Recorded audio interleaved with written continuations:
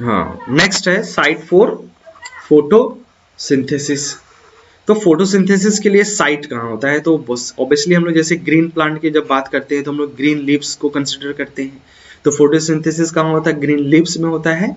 And other जो भी part है प्लांट्स के, जो ग्रीन पार्ट है वहाँ पे है। बेसिकली क्लोरोप्लास्ट ये सेल ऑर्गेनेलीज है, और इसका जो मैक्सिमम नंबर है वो मिलता है हमें मेजोफिल सेल्स में। मेजोसेल्स मिलता है एनाटॉमी जब करेंगे लीफ का, तो लीफ के एनाटॉमीज में मिलता है तुम्हारा। तो वहाँ पे लीफ में मेजोफिल टिश्यूज प्रेजेंट होता है, और वहाँ पे मेजोफिल सेल्स होता है, और मेजोफिल सेल्स में मैक्सिमम नंबर ऑफ क्लोरोप्लास्ट यहाँ पे प्रेजेंट होता है तुम्हारा। इसमें क्लियर है? ये चीज क्लियर हो जाएगा, ठीक है। That's help in the optimum quantity of induced light को ये रिसीव करेगा, ठीक है। एनीवे बहुत सिंपल सा, इसमें कुछ है नहीं ज्यादा बच्चों। यहाँ पे जो लिखा हुआ मैं यहाँ पे डायग्राम में समझा देता हूँ, बाकी तुम लोग स्क्रीन पॉज करके इसका स्क्रीनशॉट ले लेना, तो पढ़ने में तुम्हें काम आ जाएगा तुम्हें इसमें, ठीक है। सारे इसका क्लियर है। ये है एक क्लोरोप्लास्ट, ठीक है ना। क्या है ये? क्लोरोप्लास्ट का ये स्ट्रक्चर है। क्लोरोप्लास्ट में आउटर और इनर दो लेयर होता है मेम्ब्रेन्स में। हम अंदर जाते हैं तो बच्चों ये ग्रेना दिख रहा है, और इस ग्रेना में ये जो सिंगल स्ट्रक्चर दिख रहा है ना, ये होता है थैलाक्वाइट। थैलाक्वाइट और थैलाक्वाइट मेम्ब्रेन जो है, उसी थैलाक्वाइट्स मेम्ब्रेन में बच्चों क्लोरोफिल पिगमेंट प्रेजेंट होता है। क्या होता है? क्लोरोफिल पिगमेंट्स प्रेजेंट होता है, ठीक है। उसके बाद ये जो मैट्रिक्स पार्ट है ये होता है तुम्हारा स्टोमा। तो स्टोमा बेसिकली क्या रिप्रेजेंट करता है? मैट्रिक्स को रिप्रेजेंट करता है। और इस मैट्रिक्स में एक एंजाइम होता है बच्चों जिसको बोलते हैं रुबिस्को, रुबिलोज बिसफॉस्फो कार्बोक्सिलेज ऑक्सीजनेज एंजाइम्स। तो जो थैलाक्वाइड में पिगमेंट है, यहाँ पे क्या हो जाएगा? Light reactions. पिगमेंट्स के पास कैपेसिटी होता है कि वो लाइट को, एनर्जी को ट्रैप करता है, तो यहाँ पे ये चलता है लाइट रिएक्शंस। और रुबिस्को जो होता है ये कार्बन डाइऑक्साइड को रिसीव करता है, कार्बन डाइऑक्साइड को रिसीव करके फिक्स करता है, तो यहाँ पे ये डार्क रिएक्शंस के लिए रिस्पॉन्सिबल होता है तुम्हारा। तो इन दो स्ट्रक्चर को अच्छे से ध्यान रखना है। ग्रेना का एक पार्ट होता है थैलाक्वाइड, और थैलाक्वाइड्स के अंदर थैलाक्वाइड मेम्ब्रेन्स में क्लोरोफिल पिगमेंट्स होता है, और क्लोरोफिल पिगमेंट्स के पास ये एबिलिटी होता है कि लाइट एनर्जी को ट्रैप करे, ठीक है, और लाइट रिएक्शन परफॉर्म्स करता है। उसी तरह से जो इसमें स्ट्रोमल पार्ट है, मतलब मैट्रिक्स पार्ट है, वहां पे रुबिस्को एंजाइम प्रेजेंट होता है, और उस रुबिस्को एंजाइम्स में कार्बन डाइऑक्साइड फिक्स करने की कैपेबिलिटीज होता है, ठीक है। एनीवे अदर पार्ट्स में देखो, इसमें क्या क्या दिख रहा है हम लोग को? स्ट्रोमा लेमिली दिख रहा है, स्ट्रोमा लेमिला। तो स्ट्रोमा लेमिलास का काम होता है इसमें दो ग्रेनास को आपस में इंटरकनेक्ट करने का काम करता है। उसके बाद राइबोसोम होता है, 70S टाइप का राइबोसोम प्रेजेंट होता है। इसमें स्टार्च ग्रेन्यूल्स प्रेजेंट होता है, स्टोर्ड रहता है। इसके अलावा थोड़ा बहुत लिपिड ड्रॉपलेट भी यहाँ पे प्रेजेंट होता है, क्लियर है। तो ये सारे पार्ट्स इसमें प्रेजेंट होता है, कोई दिक्कत नहीं यहाँ तक। तो ये स्ट्रक्चर था, और इसी चीज को यहाँ पे लिखा भी है बच्चों। तो यहाँ पे एक बार तुम लोग इसको अच्छे से पढ़ लेना, यहाँ पे क्लियर है। चलो नेक्स्ट आ जाते हैं हम लोग यहाँ पे पढ़ लेना तुम लोग। देखो यहाँ पे लिखा, एक बार मैं पढ़ के भी दिखा देता हूँ। The chloroplast contain the membranous systems, और it contain grana and stoma lamellae matrix, that is stoma matrix present होता है। और each granums group of the membrane bounded sac like structure, that is thylakoid, ठीक है, lamellae भी कहते हैं। They only contain the leaf pigments इसमें present होता है। The membranes systems trap the light energy, that is thylakoid trap the light energy and synthesize करता है ATP NADPH at a light reactions। and stroma क्या करता है तुम्हारा? इसमें enzymatic reactions होता है for synthesize the sugar, वही रुबिस्को एंजाइम जो बोला तो वहाँ पे प्रेजेंट होता है, ठीक है।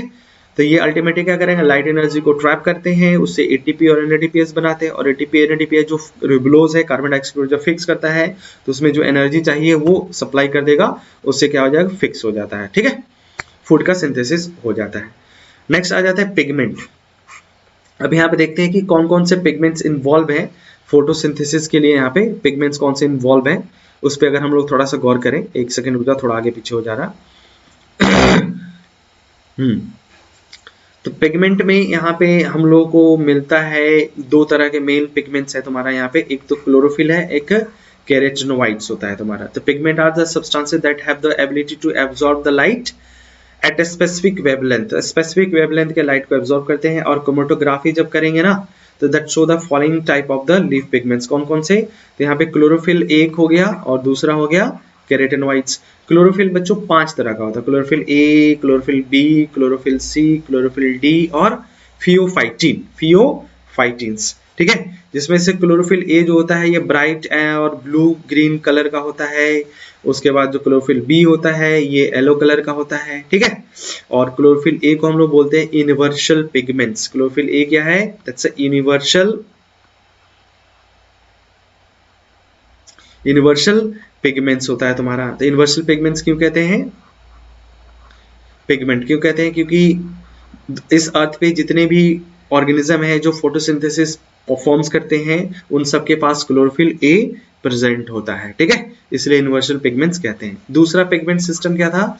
ये आपका केराटिनॉइड है। और केराटिनॉइड में बच्चों इसमें क्या है आपका येलो ऑरेंज पिगमेंट्स होता है। तो कैरोटीन्स ऑरेंज कलर का और जो एक्जेंथिन होता है ये येलो कलर का होता है तुम्हारा इसमें, ठीक है ना। यहाँ पे लिखा भी है, इस चीज को देख सकते हो।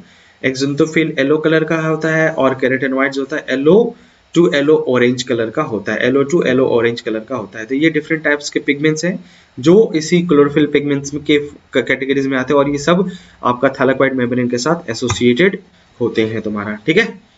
कोई दिक्कत नहीं यहाँ पे। अब यहाँ पे जो क्लोरोफिल पिगमेंट्स है उसका काम क्या है, और एक बार हम समराइज करना चाहें इस पूरे प्रोसेस को तो कैसे कर सकते हैं समराइज, यहाँ पे देख सकते हैं, ठीक है। हाँ, हालांकि पिक्चर थोड़ा सा डिस्टॉर्टेड हो चुका है, ठीक है, बट फिर भी कोई प्रॉब्लम नहीं, हो जाएगा, देखो समझ में आ जाएगा।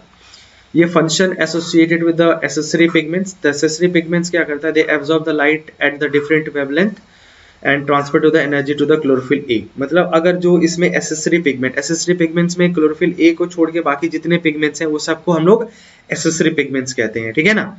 तो ये सब क्या करते हैं कि तेरा जो डिफरेंट मतलब जो मेन क्लोरोफिल ए और क्लोरोफिल ए जो है मतलब जैसे तुम्हारा 680 और 700 नैनोमीटर लाइट को एब्जॉर्ब करता है, उसके अलावा अगर किसी अदर वेवलेंथ का लाइट अगर आता है तो एसेसरी पिगमेंट्स क्या करेंगे? उसको एब्जॉर्ब करते हैं और उसको अल्टीमेटली क्लोरोफिल ए तक पहुंचा देते हैं। दूसरा इसका जो फंक्शन है बच्चों क्लोरोफिल ए मतलब एसेसरी पिगमेंट्स का, वो काम होता है तुम्हारा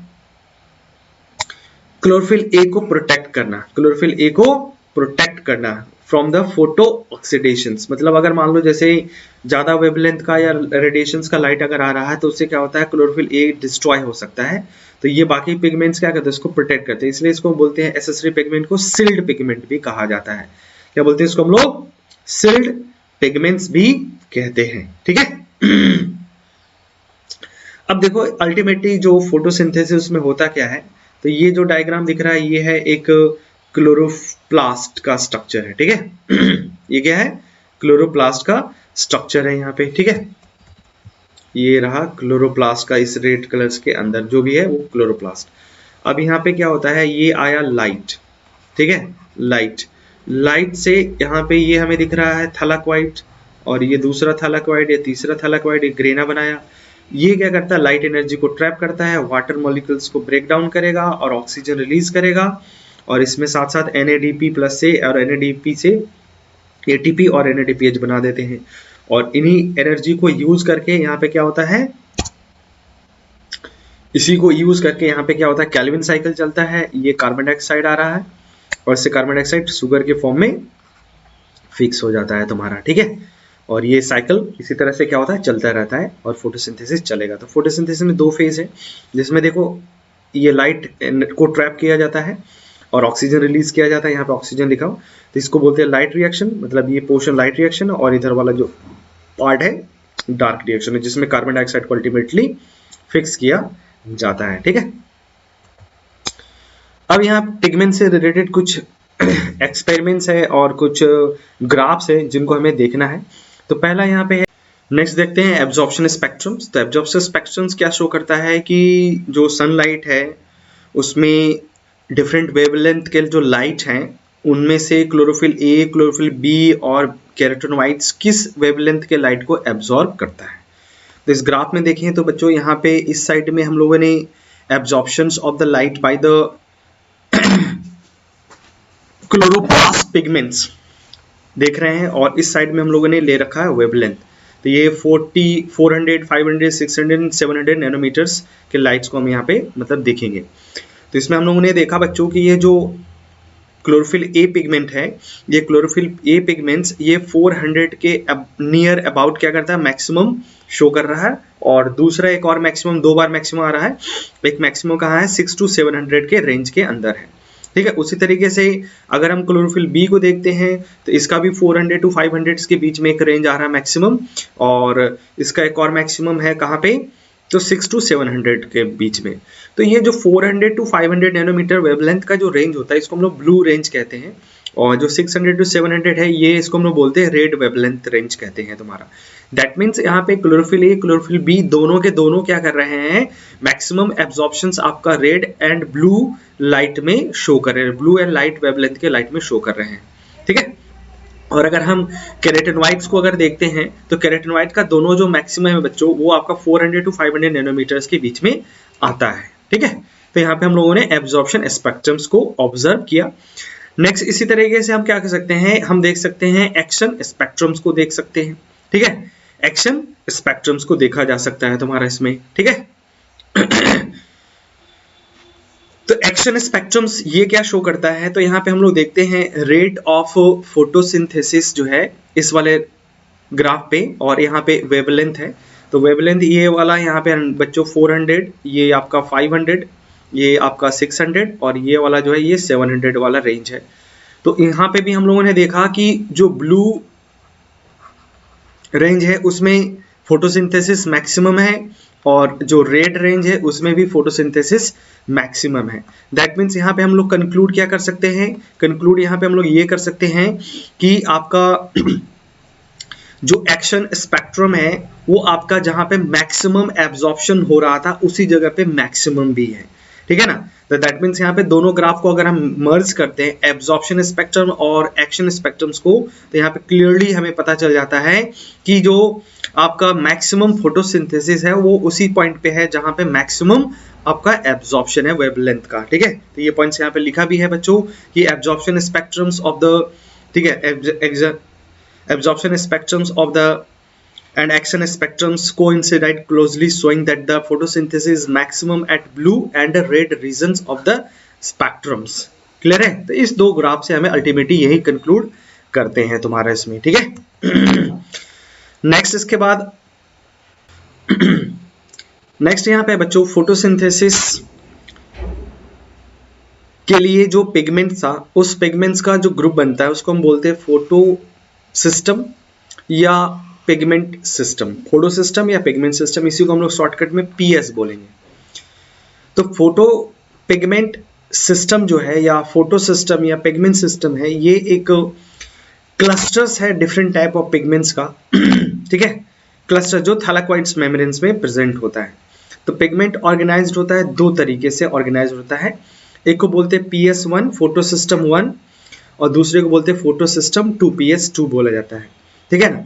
और ये दोनों जो नाम है ये सिक्वेंसली हम लोगों ने दे रखा है, और इसमें हमें ये भी पता चल जाएगा कि कौन सा पिगमेंट सिस्टम कितने वेवलेंथ के लाइट को एब्जॉर्ब करता है। तो ईच फोटो सिस्टम्स में जो सेंट्रल पार्ट होता है वो होता है क्लोरोफिल ए, जो कि आगे चल के रिएक्शन सेंटर का फॉर्मेशंस करता है। तो दैट मीन्स इस फोटो सिस्टम में जो पिगमेंट है उनको दो ग्रुप में बांट सकते हैं, एक को बोलते हैं रिएक्शन सेंटर, और रिएक्शन सेंटर में ये आपका क्लोरोफिल ए होता है, ठीक है ना, क्योंकि ये यूनिवर्सल पिगमेंट्स सब में प्रेजेंट होता है।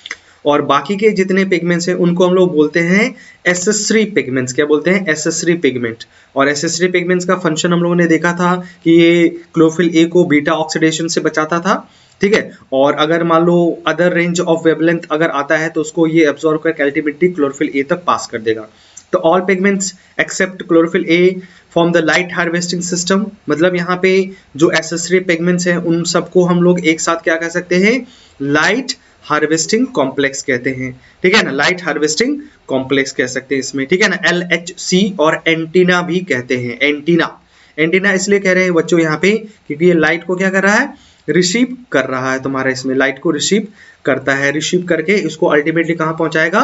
रिएक्शन सेंटर तक। मतलब मान लो अगर कहीं से भी लाइट यहाँ पे आएगा, कहीं से भी आएगा, तो वो सब एक दूसरे से पास करते हुए अल्टीमेटली इसको कहाँ पहुंचा देंगे? रिएक्शन सेंटर तक पहुंचा देते हैं। उसके बाद single chlorophyll a act as a reaction centre, already पता है एक सिंगल मॉलिक्यूल्स होता है, तो ये क्वेश्चन पूछा हुआ है, नीट में भी पूछा हुआ है कि जो रिएक्शन सेंटर होता है वो कितने मॉलिक्यूल्स का बना होता है, तो एक क्लोरोफिल मॉलिक्यूल्स का बना हुआ होता है।